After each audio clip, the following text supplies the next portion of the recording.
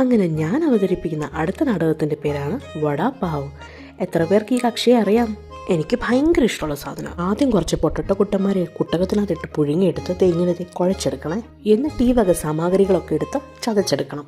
പിന്നെ ഈ എണ്ണയ്ക്കകത്തോട്ട് കടുവും ജീരകവും കരിവേപ്പിലയും എല്ലാം പൊട്ടിച്ചിട്ടിട്ടുണ്ടല്ലോ.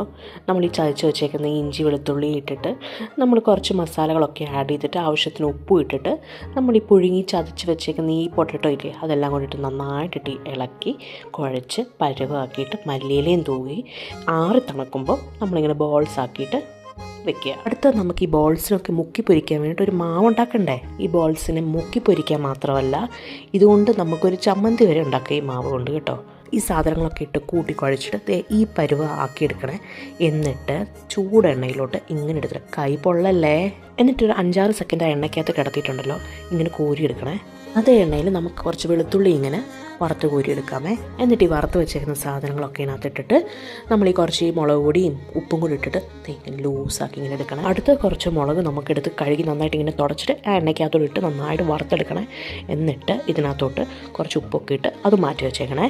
ഇനി നമുക്ക് നല്ലൊരു മല്ലിയില ചമ്മന്തി ഉണ്ടാക്കിയെടുക്കാം. അതിന് ഈ സാധനങ്ങളൊക്കെ ഇട്ടിട്ട് ഇച്ചിരി വെള്ളം ഒഴിച്ചിട്ട് ഇങ്ങ് മിക്സിക്കകത്തിട്ട് ടെറന്ന് പറഞ്ഞടിച്ചാൽ മതി. ആ സൂഖ ചട്നിയും പിന്നെ ഈ മല്ലിയില ചമ്മന്തിയും ആ മുളക് കടിച്ചതും ഒക്കെയാണ് കേട്ടോ ഈ വട അപ്പം സൂപ്പറാക്കുന്നത്. എന്നിട്ട് നമുക്ക് ഈ വടകളെയൊക്കെ എടുത്ത് ഈ മാവിനകത്തോട്ട് മുക്കി ആ ചൂട് എണ്ണയിലോട്ട് ഇങ്ങനെ പൊരിച്ചെടുക്കണം കേട്ടോ. മിക്കവാറും എല്ലാ നോർത്ത് ഇന്ത്യൻസിനും വികാരമാണ് ഈ വടാപ്പാവ്. ഇവിടെ നല്ല വടാപ്പാവ് തിന്നാൻ കിട്ടത്തില്ലടോ. അതുകൊണ്ടാണ് ഞാൻ രണ്ടും കൽപ്പിച്ചും കൊണ്ടാങ്ങം പിടിച്ചത്. ഈ ബണ്ണ് നമുക്ക് ആൽഡി മേടിക്കാൻ കിട്ടും കേട്ടോ. നമ്മുടെ പാവിൻ്റെ ഒരു ഏകദേശം രുചി ഇതിനുണ്ട് കേട്ടോ. ഇനിയുമാണ് എൻ്റെ മോസ്റ്റ് ഫേവറേറ്റ് പാർട്ട്.